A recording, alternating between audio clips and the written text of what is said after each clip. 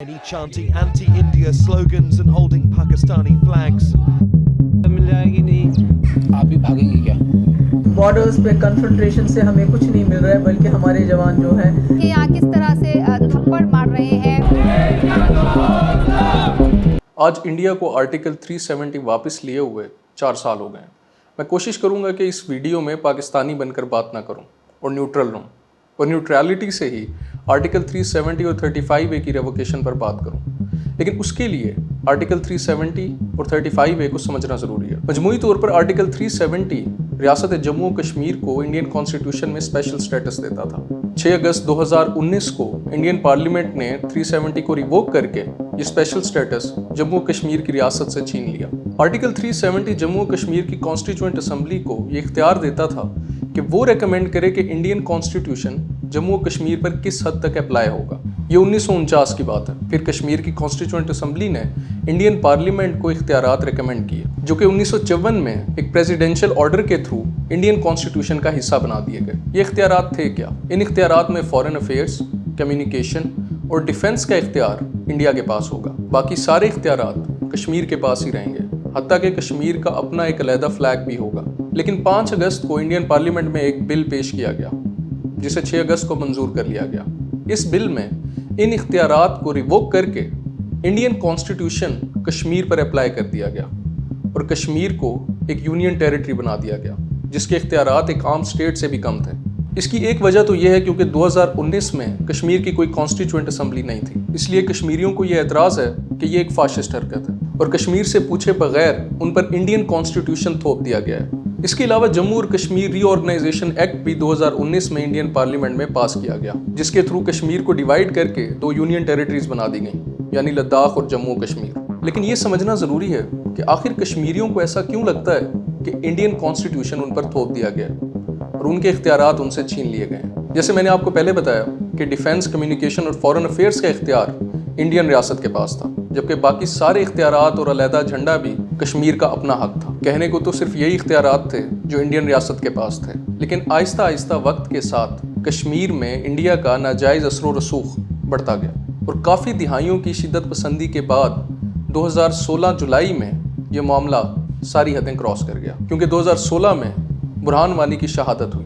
बुरहान वानी की मौत के बाद कश्मीर में बहुत ज़्यादा वायलेंस बढ़ने लगी और पाकिस्तान और इंडिया के दरमियान भी लाइन ऑफ कंट्रोल पर क्लैशेस बढ़ते गए। फरवरी में पुलवामा का अटैक हुआ और 40 इंडियन फौजी कश्मीर में मारे गए। शिद्दत पसंदी और दहशत गर्दी तो कश्मीर का बहुत पुराना इशू था, लेकिन मोदी की हुकूमत में आने के बाद ही इस शिद्दत पसंदी में बहुत ज़्यादा इजाफा होता गया, क्योंकि मोदी इसी मुद्दे पर इलेक्शन लड़के आए थे कि वो 370 को वापस लेंगे और कश्मीर को इंडिया का अटूट अंग बनाएंगे, जो कि उन्होंने 6 अगस्त 2019 को करके भी दिखा दिया। पूरे कश्मीर में कम्युनिकेशन ब्लैकआउट कर दिया गया, साबिक वज़ीर आला को हाउस अरेस्ट कर दिया गया और आर्टिकल 370 की रेवोकेशन से कुछ दिन पहले ही तकरीबन 10,000 इंडियन फौजी कश्मीर में टेररिस्ट अटैक का बहाना बनाकर भेज दिए गए। लेकिन मसला सिर्फ ये नहीं था कि आर्टिकल 370 वापस लिया गया था, मसला 35A था, जो कि एक प्रोविजन है जिसकी वजह से कश्मीरियों को एक स्पेशल स्टेटस दिया जाता था और ये स्टेटस था परमानेंट रेजिडेंस का। इस परमानेंट रेजिडेंस की वजह से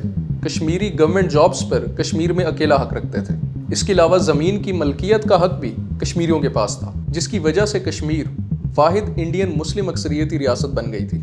अब बीजेपी इस प्रोविजन को गैर मुस्लिम अफराद के लिए डिस्क्रिमिनेशन समझती थी और ये मुद्दा बनाया गया कि इसकी वजह से कश्मीर में तरक्की नहीं हो पा रही। जैसे मैंने वीडियो के शुरू में कहा था कि मैं न्यूट्रल रहने की कोशिश करूँगा, तो 370 और 35A की रेवोकेशन के बाद आखिर इंडियन रियासत और कश्मीरी लोगों के लिए क्या एडवांटेजेस और डिसएडवांटेजेस हैं जो कि इन 4 सालों में हमें देखने को मिले हैं। पहले इंडिया का पॉइंट ऑफ व्यू सामने रखते हैं। सबसे पहले तो 370 की रेवोकेशन के बाद अब इंडियन कॉन्स्टिट्यूशन में कश्मीर का कोई स्पेशल स्टेटस नहीं है और ना ही कोई अलहदा झंडा है। अब आम इंडियंस जम्मू कश्मीर में आ सकते हैं और जॉब्स के लिए भी अप्लाई कर सकते हैं। इसके अलावा स्कॉलरशिप्स और ज़मीन खरीदने का हक भी आम इंडियंस को दे दिया गया है।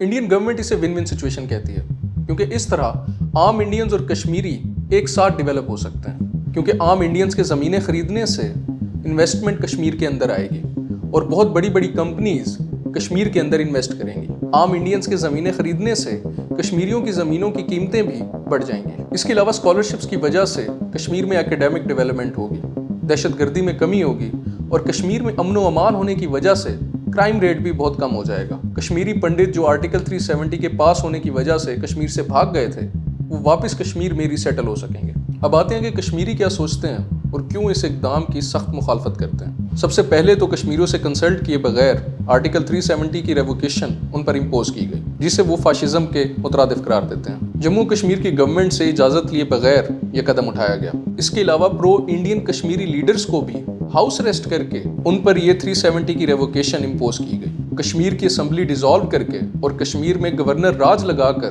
یہ فیصلہ ان پر تھوپا گیا جسے کشمیری نہ صرف غیر آئینی سمجھتے ہیں بلکہ ڈکٹیٹرشپ کہتے ہیں. اور India being the largest democracy in the world اس طرح کا فیصلہ بغیر کسی سے کنسلٹ کیے نہیں کر سکتا. اس دعوے کو یہ بات بھی سپورٹ کرتی ہے کہ ریووکیشن سے پہلے 10,000 انڈین فوجی کشمیری ریاست میں لائے گئے تھے اور ان کا مقصد ڈسینٹ کو روکنا ہی تھا. پھر کشمیر کو یونین ٹیریٹری بنانا کشمیریوں کی بے عزتی تھی کیونکہ یونین ٹیریٹری کے اختیارات ایک عام سٹیٹ سے بھی کم ہوتے ہیں اور اختیارات کم ہونے کا مطلب یہ تھا کہ انڈین سٹیٹ کو اپنے آپ زیادہ اختیارات مل جائیں گے. پھر کشمیریوں کے لینڈ اینڈ پراپرٹی رائٹس کم ہونے کی وجہ سے کشمیر میں ڈیموگرافک چینج بھی آ سکتی ہے جس سے کشمیر میں غیر مسلم افراد کی آبادی بڑھ سکتی ہے اور واحد مسلم میجورٹی اسٹیٹ مائنورٹی مسلم اسٹیٹ میں تبدیل ہو سکتی ہے. اس کے علاوہ کشمیریوں کا کہنا ہے کہ کشمیر کی منفرد سوشل اور کلچرل آئیڈینٹی بھی آہستہ آہستہ ختم ہونے لگ جائے گی اور انڈین گورنمنٹ جو انٹیگریشن کی بات کرتی ہے وہ تقریباً ناممکن ہو جائے گی. تو یہ تھے دونوں سائڈز کے پوائنٹ آف ویوز. اب ہوگا کیا یہ تو وقت ڈیسائیڈ کرے گا. لیکن like every other democracy India کو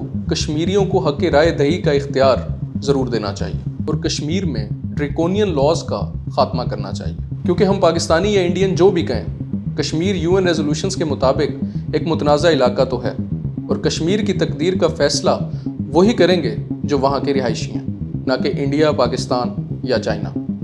اللہ حافظ.